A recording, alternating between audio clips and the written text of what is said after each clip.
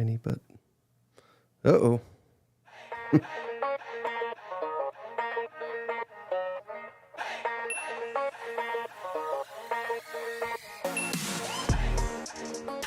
Welcome in the latest episode of that SEC podcast. I'm your host, Michael Brett. I go by SEC Mike on Twitter.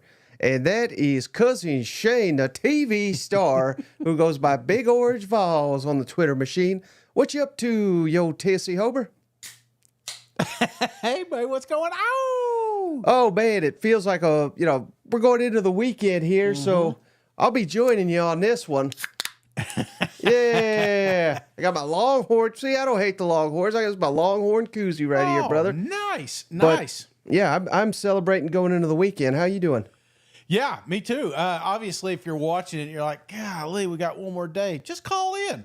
Today's your weekend. Just kidding. Don't do that. But for those listeners in the morning, just knock this Friday out. Got some cold beers waiting on you when you get off work. So, yeah, I'm pumped up for the weekend, brother.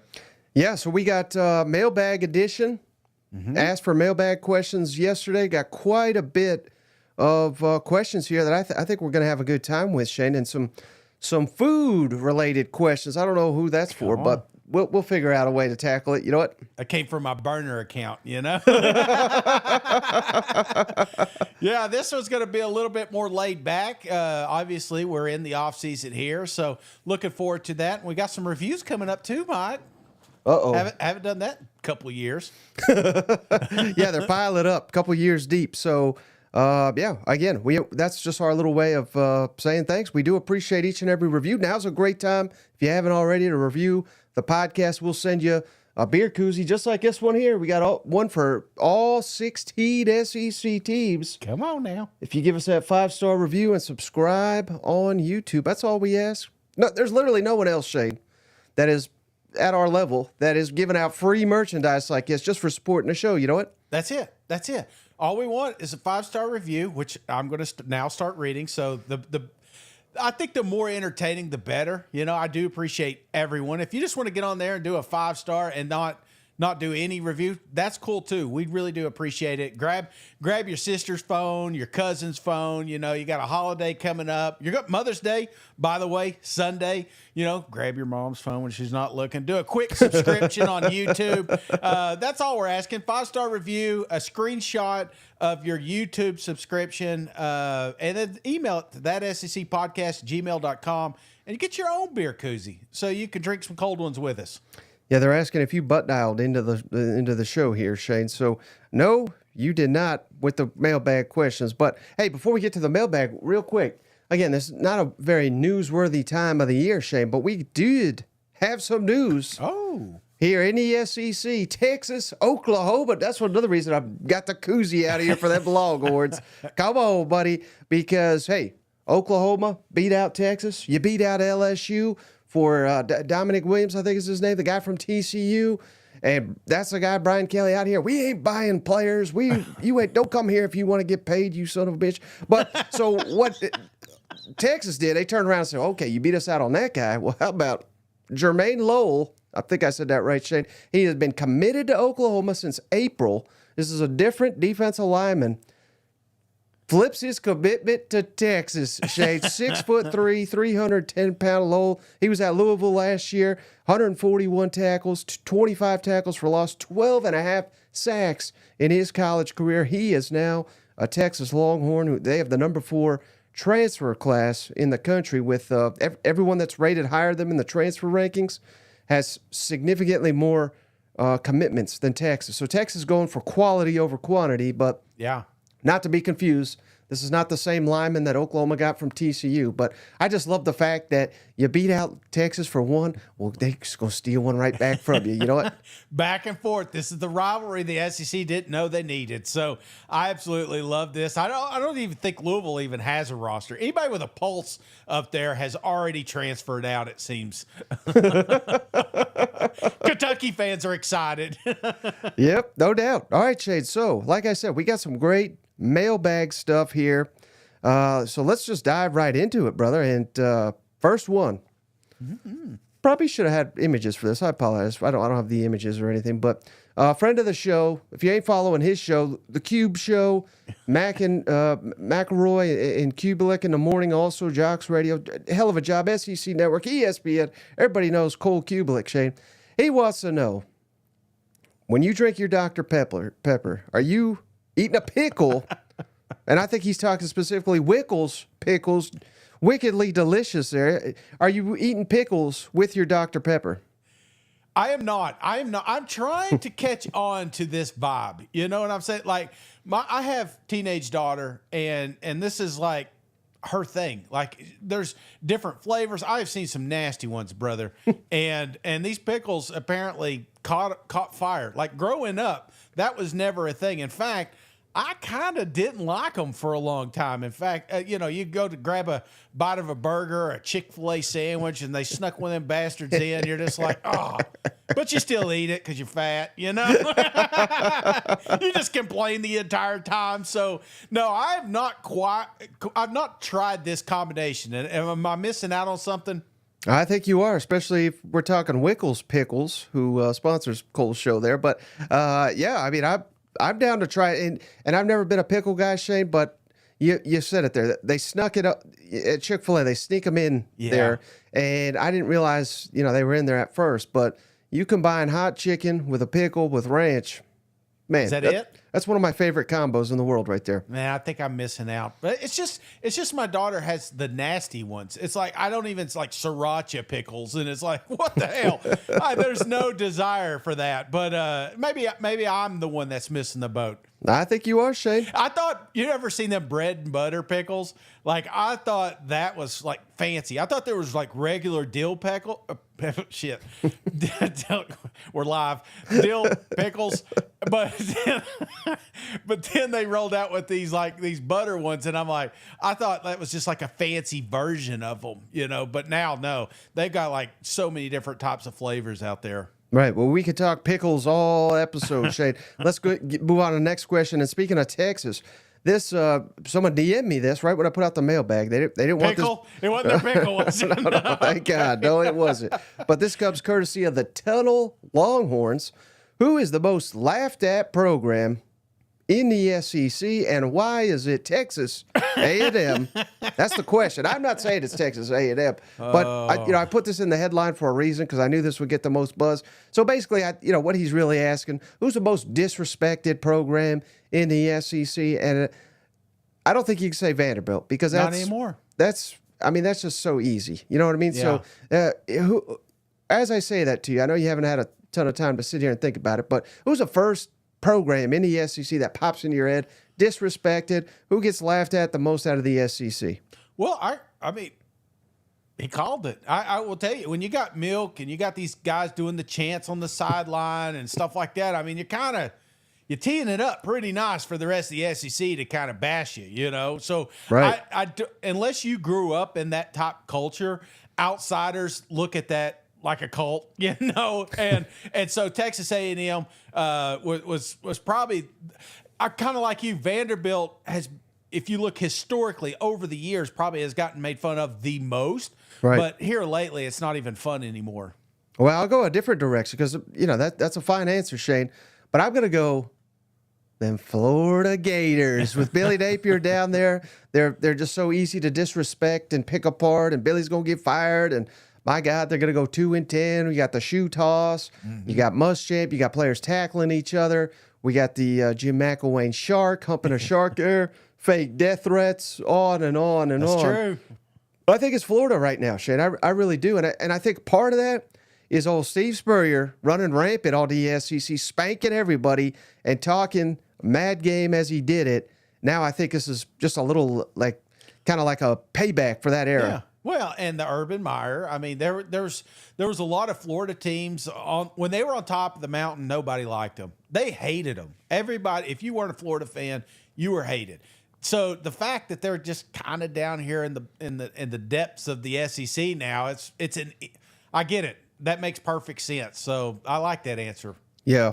Now some of the coaches make it interesting. I will say, when you talk about guys like Shane Beamer, you know who you are, Eli Drinkwitz, Hugh Freeze, Lane Kiffin. These guys are kind of making it easier targets, but it's tough if you're winning. So that's why maybe like a Shane Beamer or something like that. You know, he gets a little bit more than I forgot he broke his foot kicking a cooler, you know? Yeah, absolutely. Now, when you smoke our ass, nobody wants to talk about you, but that's right now, you know, South Carolina's getting a little hate as well. All right, how about this? This is another one, Shane. This is going to be so divisive here. That's why I picked it, because I think it's a good one. Shout out Tommy Shade's cousin Tommy. Who is in a better position to succeed in the SEC for the next 10 seasons? And he's only got 2 here, Shane. All things factor, momentum, coaching, current players, upcoming recruits, NIL, etc. And he's talking Missouri and Oklahoma. Suddenly, one of the biggest rivalries in all the SEC. Next 10 years, who's set up for better success, Mizzou or Oklahoma? Man, that is a really good question, you know, because I think this answer has flip-flopped several times the last couple months. For starters, Oklahoma not thinking, you know, the NIL's not a big deal. They're just going to come to the Sooners because they want to play and then catapult themselves. And then all of a sudden you're looking at NIL being a big deal and you're seeing them very active in the transfer portal. That's encouraging if you're talking about 10 years. But then Mizzou, on the other hand, you're like, hey, smaller program, one-hit wonder, whatever. But then you look at what the pipeline of recruits that are starting to come in, the pipeline they've made into areas like St. Louis and they're landing these big time recruits. They're going to expand the stadium and everything like that. So I think again that's a big step. But I have to pick one, Mike, and so I'm going to give a slight edge to them Sooners. I know. Mizzou fans don't want to hear it. Missouri can easily keep this up. That's the key. You got to keep your foot on the gas, and if you keep winning and you keep bringing recruits in, there's no reason that you can't stay. But Oklahoma, if you're looking lifetime track record, programs that have proven success, Oklahoma is that team. And I think that they got a little bit of a wake-up call when they rolled over in the SEC. And it's just a matter of time before the recruits start coming there. Shane. Uh-oh. SEC, is it Mizzou, Mike? Is that what they call you now? Let me tell you why you are right, Shane. I think it is right. Today, I would say Oklahoma, given the history, the passion, now we're already starting to see it. Broklahoma, they went from Broklahoma to apparently they're blowing LSU out of the water with NIL offers, which I don't even know if I believe, but that's the claim now. You know what I mean? Coming into the SEC, there's a real danger, I think, Shane. Truly, I'm not saying this is going to happen, but there is, you know, if they're not committed, and they are committed, but if they don't continue to commit, I think they're in danger of becoming. Remember, Nebraska was pretty awesome for our entire childhood. Right. Then they joined the Big Ten, and they've been garbage ever since. That could happen to Oklahoma in this conference. I truly believe that could happen, but I don't think it will. And I think they'll come in here and they'll surprise a lot of people next year. Now, it is a very tough question, and it's not an easy answer because everything you just said. Drink's got it rolling. They just won 11 games. We think they're going to do basically that again and make the college football playoff. Remember, they got the same schedule basically in 2025. So if they go on a run here, Shane, of 3 consecutive 10, 11-win seasons, I'm flipping that to Missouri. Yeah. But we can sit here and what if this, what if that. The big challenge for Missouri right now is to now they have expectations. Yeah. 9-3 is an absolute failure. You're right. Every single one of these people in the comments get mad at us. They would have signed up for 9-3 last year. But now that's not good enough. So they're in a unique spot. It's set up to have success, but can they capture it? They've certainly captured it in recruiting, NIL, transfer portal. They're hitting on key players and they're getting the most out of them. If they continue that, that stadium, my God, Shane, the renovations they're putting into it, it's going to be one of the gems of college football. So the future is there. They can make it happen, but we can sit here and talk about it happening. They have to actually go out and do it. So right now, slight edge I give to Oklahoma. And one thing we haven't even mentioned, Shane, which Mizzou fans, they're going to get mad I even say this too, Shane, but what happens if they do win big and Drink leaves. Ooh. And he has tried to leave before. So I'm not saying now. Hell, I think Saban has probably tried to leave Alabama, but he ended up staying. You know what I mean? So, well, I don't know if he tried to, but you know what I mean? Like, things change. They continue to win. They continue to win big. They can pay him whatever he wants. Maybe he doesn't look around, but he was after that Auburn job a while back. So, again, if a job like that comes open and offers to Eli Drinkwitz, would he take it? I don't know. But he has had his eyes set on that job before. I'm sure there'll be others if he continues to win big. So there's just a lot of factors there. Yeah. And that doesn't mean the next Missouri coach, if there is another, I shouldn't even do hypotheticals here, but the next Missouri coach, who knows how good he'll be? You know what I mean? So a lot of variables there. Absolutely. And I think it's tougher for a team like Mizzou because you do have the history of that baggage of shitty seasons. Say what it is. And I'm not saying Oklahoma has just tore it up for the last 30 years. But they've had a lot of success in that time frame, you know, and there are many seasons that we could look back and show, you know, championship runs. We've not been able to do that with Missouri. So you're creating a new culture. You're slowly shifting from becoming a stepping stone, like you said, for Drink. You know, this could be one of those blue chip programs at one point where people want to, like, this is their dream job. And you create that by consecutive wins. And they're sitting pretty, brother. And if you're talking, if the question would have been who has the most success in the next 5 years, I would say Missouri. And it wouldn't even been close. But I just think when you're talking 10 years, there's a shift in something like a missing coach or just a shitty recruiting class or something like that. You may take that step back, and that's something that they can't afford if they are going to be one of those blue chip programs. Yeah, I'm glad you said that. 5 years, Mizzou, 100%. Yeah. 10 years, I don't know. So, again, we'll have to wait and see. That was a great question. Good question. All right, how about this one from Cousin Bo, Shane? Up in Eugene. Got fans up in Eugene. How about that, Shane? Wait, Bo Nix? Why does and he's calling you out here, kind of. Oh, shit. Why does Cousin Shane have more faith in Karen DeBoer, I call him Karen, than Mike Elko down at Texas A&M? Elko's in a better position, less expectations, and familiarity with Texas A&M program, plus a talented roster. So, again, I'm not trying to call you out, but that's his question. But basically, I'm kind of spinning this as who has a better first year, do you think? Elko at A&M, DeBoer at Bama, and maybe you want to address his question. Man, you hit me some tough ones. I thought we were going to talk about hot dogs, a sandwich or something, you know.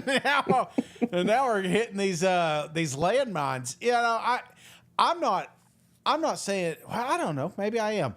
I just think DeBoer was at the top of the list. Like, yeah, if you're looking at the potential hires of last season, Elko was a great hire for Texas A&M. I don't think it would have been a great hire for Alabama, but you could have put DeBoer down there at Texas A&M and had that success. So I just think he's got a little bit of a leg up as far as coaching because, I mean, look at his track record. Obviously, the wins, losses, they speak for themselves. But what does that look like in the SEC? I mean, we could say the same thing about Elko. He has the defensive presence, obviously, but it's different when you have the keys to the entire house, you know, and what does that look like as a CEO at College Station? So it's not that I don't think Elko can't be successful. I think he will. So to answer your question, because you had a couple there, who do I think will have a better year this year?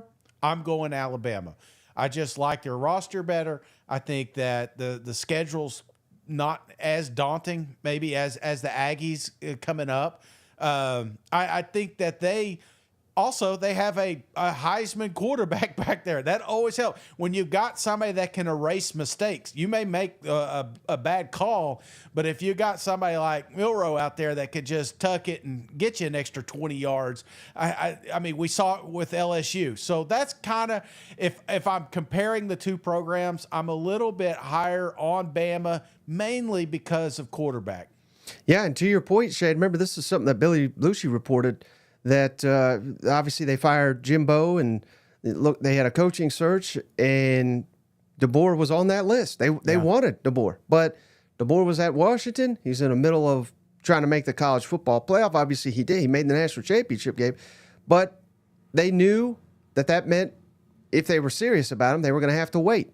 And that was off the table. Mm-hmm. So, again, I'm not saying they would rather have DeBoer than Mike Elko. I think they're pretty damn happy to have Mike Elko. But to your point, I mean, just an elite coach that A&M considered. And fair or not, I mean, I don't think, the timeline wouldn't have made any sense at all. So maybe I'm just saying nonsense here. But I don't think Alabama would have hired Mike Elko, if that makes sense. No, you know what I mean? And that's not – now, Mike Elko goes 10-2 this year. They probably say he's probably SEC Coach of the Year. And I think he's got that – he just doesn't have quite the track record of DeBoer. And that's not a knock because – there's a lot of guys in this league that come in with a lengthy track record, and then they're just awful. You know what I mean? So, I think you're on there. And again, if we're saying who's going to be better next year, I'm not convinced it's Alabama over A&M, but I would certainly lean towards Alabama.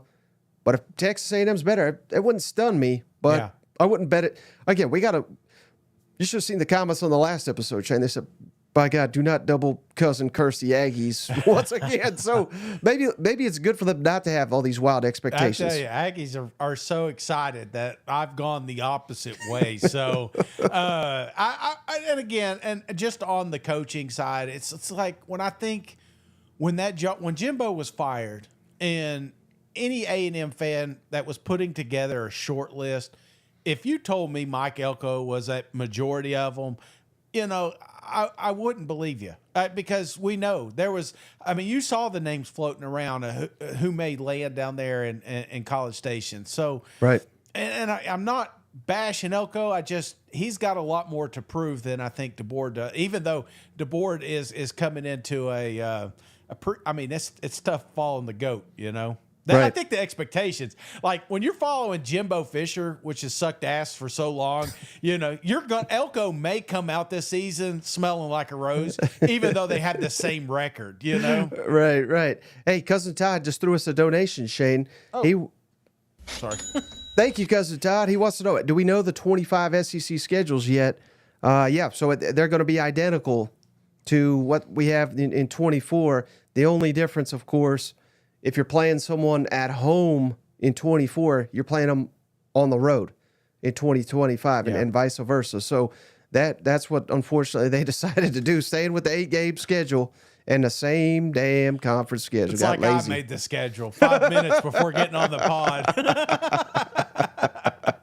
All right, you're going to like this one, Shane. This is from multiple sources. What's his name? How many fan bases... if the top SEC programs outside of Georgia wish they had Mike Bobo as their offensive coordinator, do they fear Georgia's offense more or less now that Bobo is back in Athens? And remember, Shay, this was not a problem. Mike Bobo, I mean, he was tearing it up. Georgia's marching their way to a third national championship. Carson Beck's on fire. Brock Bowers can't be stopped. Lad McConkey's going to be a top draft, which he was. But then they ran into Alabama, and all of a sudden, damn it, we got Bobo. We got Bobo again. All those bad feelings got up. So I don't know that, I throw all that on Mike Bobo, but it's an interesting question because I'm trying to think. I mean, I don't know many top-tier SEC programs that would die to have Mike Bobo right now. Well, the problem is he's good in Georgia, and he's not had the success. But I felt like he got dealt some rough cards at other programs. He was kind of expected to turn programs upside down overnight, and that's tough to do. It's a lot easier to run a successful offense when you've got all those 4 and 5 stars just laying around there in the locker room. So I do think that Bobo will get his shot, but I don't think there's a long line of people that wish that, and again, we're talking top tier teams here, maybe the 3% of the entire country would want Mike Bobo, but I don't think that they would reject him either if a spot came available. Right. And Cousin Todd, I think he put it well. He says Bobo's good with elite talent, but not with average talent. And that's the case for most of these coaches. Yeah. So again, I think he gets too much blame. I mean, they were dominant for 12 games and then come up short in one, and all of a sudden you can't coach a lick, but that's life when you're chasing a championship. We thought he was going to be kind of that scapegoat down there in Athens when, and it was a tough spot. Because you are, if you think about it, Mike Bobo did not get a lot of credit for all these undefeated seasons they've put together, regular seasons. It's like, right. But as soon as something goes squirrely or goes amiss, it's like, that was Mike Bobo. But we all do that, We all are on board with our coach. It's just like Mike Elko, man. You're like, I'm all Mike Elko, but if something happens and you're scratching your head like, why is this kid not out there anymore? You're like your damn coach. So it's a tough spot to be in. But I'm kind of surprised. I would be surprised if Bobo stays there another season. If they have the successful year we expect them, don't be surprised if he doesn't find himself on some short list out there. And I will die on this hill, Shade. I don't care if people agree or not, but it's the truth. He did a good job at South Carolina, Mike Bobo, and he did a good job at Auburn. And remember, you remember Kevin Harris, short running back for South Carolina? He had 1,100 rushing yards, 15 touchdowns, and he was one of the best running backs in the SEC. That was Mike Bobo. Yep. And then Beamer took over. And again, he tried to retain Bobo, so to his credit, but then Bobo left in the middle of the night. And then Kevin Harris went down to 600 yards. You know what I mean? Like, he didn't, and remember, his quarterback was some transfer from Colorado State that had no business in the SEC, yet they were far from elite at South Carolina, but they could run the ball. And then they changed court to Marcus Satterfield.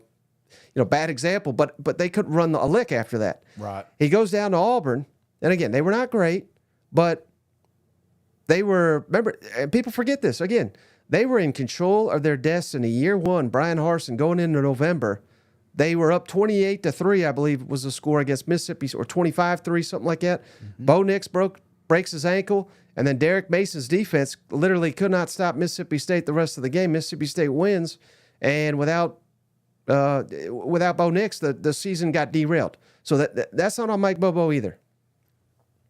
Just saying. That's a good point, man. Well, maybe I was wrong. Maybe more people should be coming out here. I just, like you said, the South Carolina to Auburn, I just never felt like he had an opportunity to redeem himself from, obviously he's not a good head coach, I would say. But again, that was a tough spot to be in as well. But it seems like as a coordinator, he does find success. So, and obviously he's finding it there in Georgia.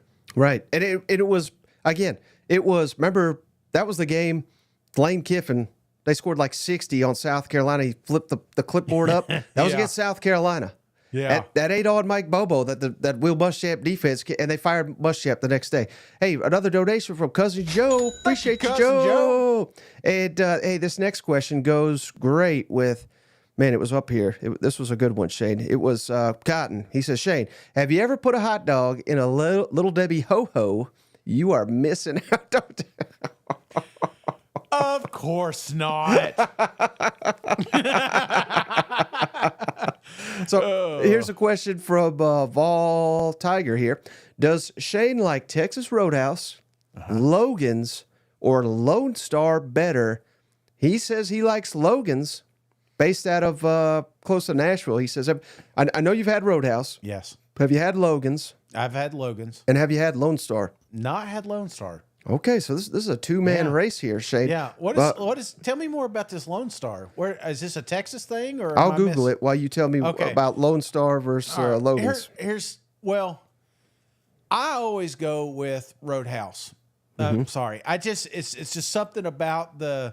I wish they'd bring the peanuts back. They took that away during COVID, but after you've had about half a pound of peanuts and 3 baskets of roll, you're not even ready you're just ready to bag up your steak and go home, it feels like. But one of I guess the one thing that I really like about the Roadhouse is I don't think they call it Bloomin' Onion, Cactus Jacks or whatever, but that's another. It's what sets up the steak. The steak is delicious at both places.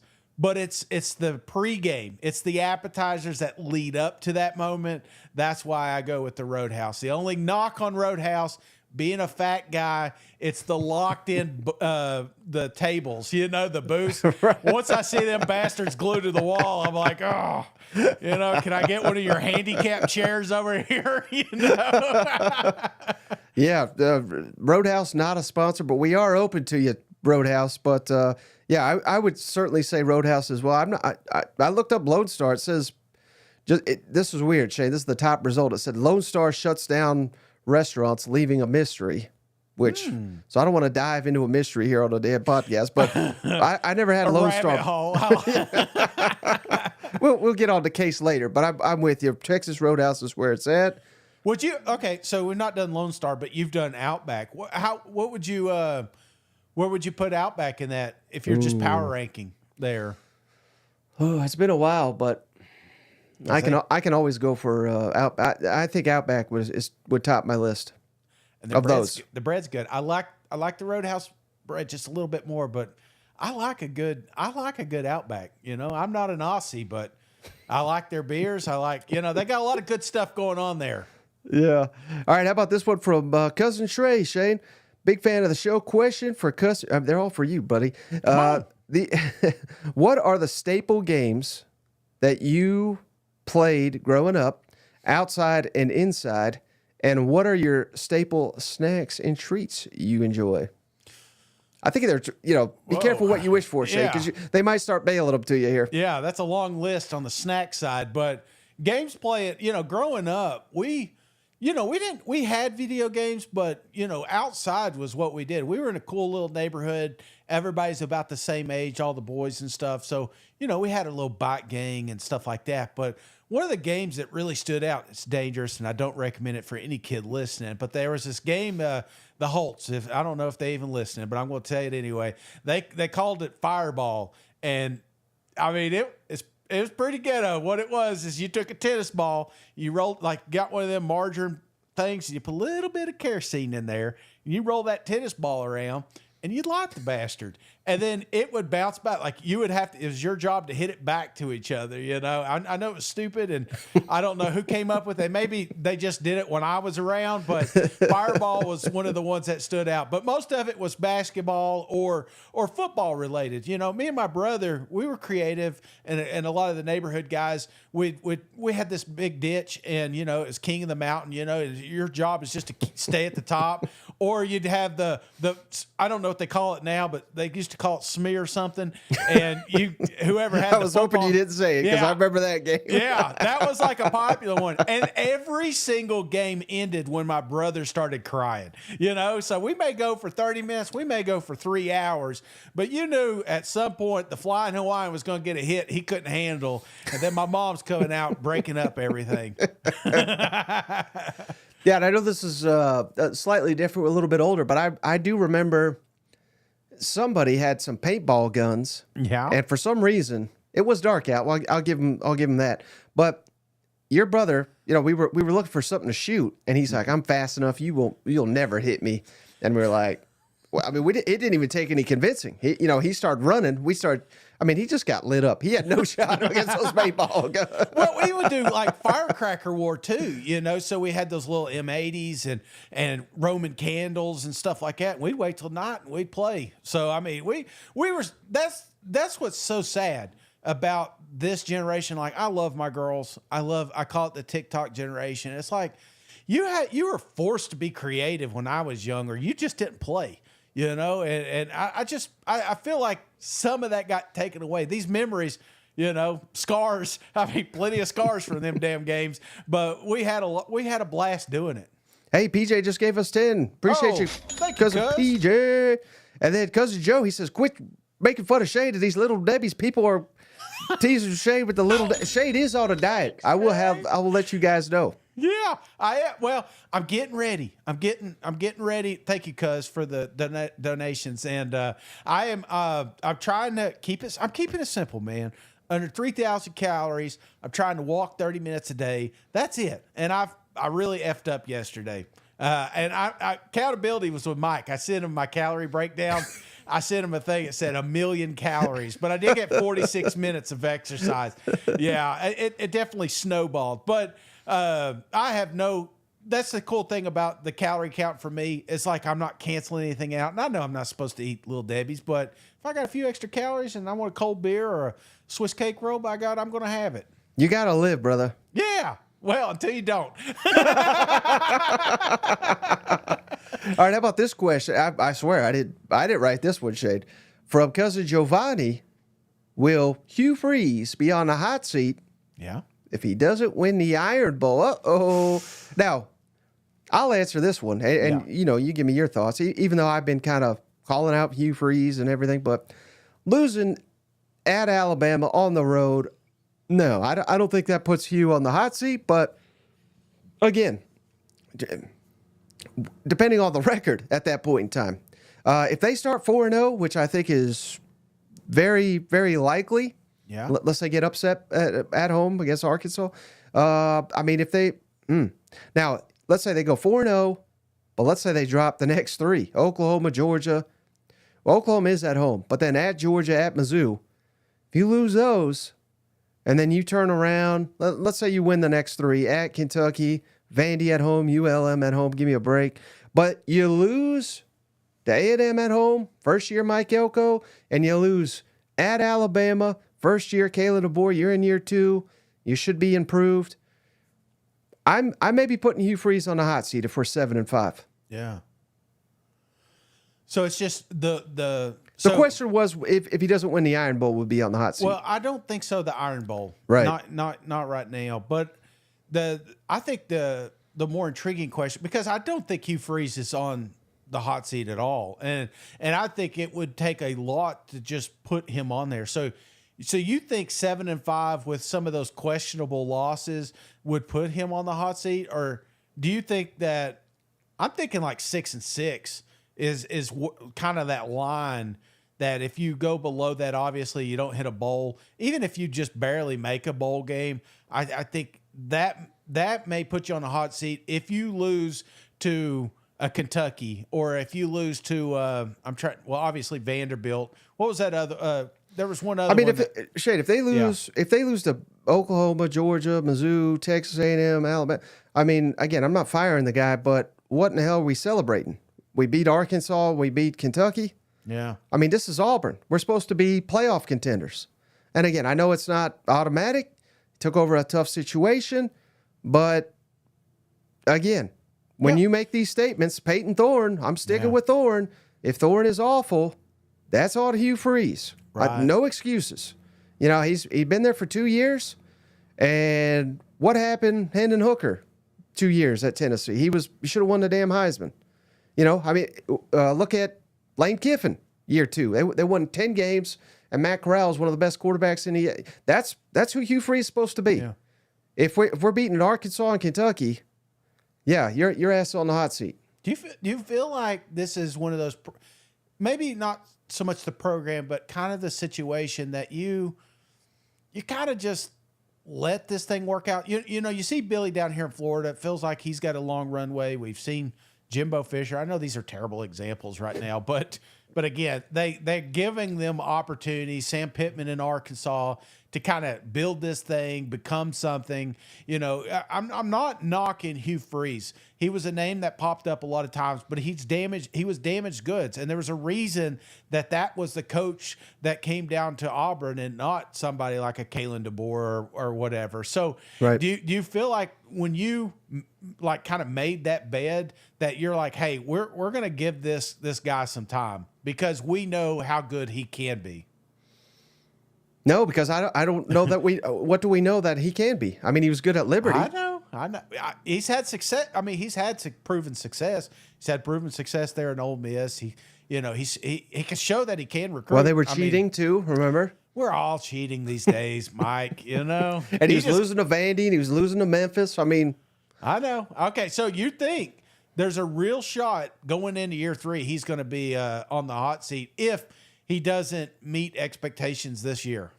Yeah, because I think at what point have we not shown that in this era, at a school like Auburn, that you can turn it around quickly? Yeah. You know, Tennessee turn it around. Ole Miss turning around. You know, on and on and on. I mean, Texas is turning. I mean, it shouldn't take you 4 or 5 years anymore. It just shouldn't. I know. I get it. I'm just trying to figure out where on this beer can did Hugh Freeze hurt you? Was it somewhere? Is it here? Hey, how about Vols time? He gave us $2, Shane. Oh, Here's thank you, cuz. Thank you. He gave us for some beer money here. They're saying eat right, do right, and then he said, "Here's your some beer money." See, that's the problem. You know, I go back and forth. It's like a seesaw, and today was dangerous because when you mess up on me just talking personally, it's like I know Mike knows deep down inside. It's like, man, he's gone. I've lost him. He ain't even going to mention calories. He ain't even going to mention walking. But today I've been a good boy. Yeah. Well, speaking of that, Shade, Michael Riley, he's called into the show. F-ball miss, F-ball Matt. Billy, gotta go. And he's a Gator fan. He says, Gator Mike, what are your expectations for us Gators this year? Also, if you had to remove one SEC team from the league, who would it be? And it can't be Vandy. So they're getting us with the tough questions. So let's pull up Florida's schedule here, Shane. And again, I've said it, man. Call me crazy, which most people do. But right now, I'm feeling good. I'm feeling good about the Florida Gators, Shane. I'm thinking, again, I'm not huge on predicting records. I generally never do that. But give me I'm leaning like 8-4 for the Gators. I think something like that. I think this is the easiest over in the SEC. So, what was the question again on the Florida? I missed it. He just wants to know what are my expectations for the Gators this year. Oh, you really think 8-4? I mean, I've said that multiple times on this show now. It still blows my mind sometimes. Because I think they're going to be 5-0 going into Tennessee. So I mean, you're racking up wins there. If you could beat Kentucky, you own Tennessee. Right there could be 7. LSU, they can't stop the run. They won't pay for offensive tackles. I had no respect for Florida State. I think that was a 1-year one-off. Yeah. I don't know. Ole Miss late in the season. Again, I think Ole Miss can be really good. So I'm kind of stretching there. But again, I could see it. I'm thinking 5-7. I'm thinking 5. You're just a damn Tennessee homer. I know.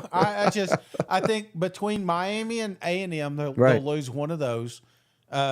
Tennessee, I do think that that Kentucky game they can win that one. That's going to be at home, but then they just lose out. Georgia, Texas, LSU, Ole Miss, Florida State. Florida State's like your best chance, and that's a good squad. And by that time, what does your program look after you went 1, 2, 3, 4 losses in a row? So I don't know, man. I don't see a damn good team there but Georgia. Now, I will say this, Shade. Yeah. They lose to Miami, fire his ass because he ain't getting it there. You know what I mean? Like, that's a must win right there. And I'll say this, Florida fans, if you're still listening for some reason, the reason we are hard on Billy Napier is because we know how good or how great the Florida Gators can be. This is why Mike talked about us making fun of you. We're making fun of the Florida Gators because we've not got to do that in a long time. I mean, the 90s, the 2000s, nobody was making fun of the Florida Gators. They didn't even want to talk about them, didn't want to give them bulletin stuff. But it's just like right now, you're in this uncharted water, and I just think that the Florida Gators deserve better. So the fact that we've got to convince you that they can win 8 games, like Mike, that's a miracle. If you ask all the other talking media heads out there, 8 wins, nobody's saying that. But I don't think they should be. Florida should be at a 10-win, 11-win program every single year. All right. And then his second part, let's see if you can answer this as well. If we had to remove one from the SEC, who would it be? And it can't be Vandy. Well, Florida. Let's just get rid of them. If they ain't gonna win, let's get one of these other Florida teams in here to do it. So I'll tell you, Shane, I'm already tired of Texas. Get them out of here. Get them out of here. No, I'm kidding. I don't want to kick out anybody. What about maybe Vanderbilt? What about A&M? Like this was their long play. Just kind of serenade, get Texas in there. Go back and dominate Big 12. Build their program, and then go over there and just rack up undefeated seasons in the Big 12. Hey, John's got a good one. Kick out Georgia so the rest of us can compete here. All right, how about last one here, Shane? Last one I got here from Cousin Andrew. Will the SEC get at least 3 teams into the college football playoff, and will those 3 be 3 of the Final 4? I mean, I think that's pretty easy. Yeah. 3 out of 12. Come on, I mean, I think it's a disaster if they only get 3. I think 4 to 5. Yeah, I honestly, I'm looking, because as you're going through it, there's a handful of teams I'm almost convinced are going to be there, so they're probably not. But it's like, and that's the 3 easy ones. Right. I've got 2 bubble teams that I can convince you, if you give me long enough, that they'll be in there as well. So I'm right. I think 5 out of 12 would be fantastic, but definitely 25% of this will be SEC. Right. And do you think, now this will get really interesting. Now I would love this, Shane, but will 3 be 3 of the Final 4? Will they be SEC? 3? Oh yeah, they'll. No brain. Imagine if it's all 4. But this is the way they're going to do it, just because they're going to put a lot of them on one. You know what I'm saying? So that it is a little bit more even going into that Final 4. It wouldn't surprise me if maybe the lowest tiered SEC was on the right side and then the rest of them on the left. Right? They'll come up with some stupid formula, I'm sure. Man. Because they want to keep the country engaged, not just the Southeast, and so they know they're going to have to space them out. But we all know what's going to happen at the end. Yeah, well, I just hope it's all SEC. That's what I want to see. I would love it. I mean, yeah. All right, brother. So hey, that's all the questions I got. But I know you wanted to read some reviews. Yeah. After a 2-3 year hiatus here, so let's see if I could pull up some music for you. Yeah, as you sit here and read. Get us some tunes going here. I'm not going to go all the way back, but, again, I appreciate everybody that has taken an opportunity to write a review. We do that on you can't do it on Spotify, but we do appreciate the 5 stars. And I don't know if the music's rolling, but I'm ready when you are, sir. Okay, one moment here. I think I don't know how good this is, but you go right ahead. All right, we're going to start on January 9th. We're going to go that far. J Sweat 04, great find, 5-star. Discovered these guys this year through the Cover 2 pod. I decided I like Mike more than Braden Gall and Steven. Maybe I should have started there. Yeah, so come on, man. Okay. All right. Just appreciate Thank you for the Sweat. review. Yeah. All right. Obviously, I didn't read these to begin with. Sleepy41 grows on you. 5 stars, what my wife says. I'll admit, when it took a little while before I realized that what makes this show special. This show is different. Most podcasts have been polished to where the hosts are not relatable, or the show is about one team. Mike and Cousin Shane strike the balance of informed opinion and hanging out with some friends talking football. Always enjoy comedy. Win a prediction, given a confidence, crash and burns. Sleepy41, I appreciate you. Yeah, appreciate you. People have forgotten the most challenging part of this is just Shane reading them. I can't read.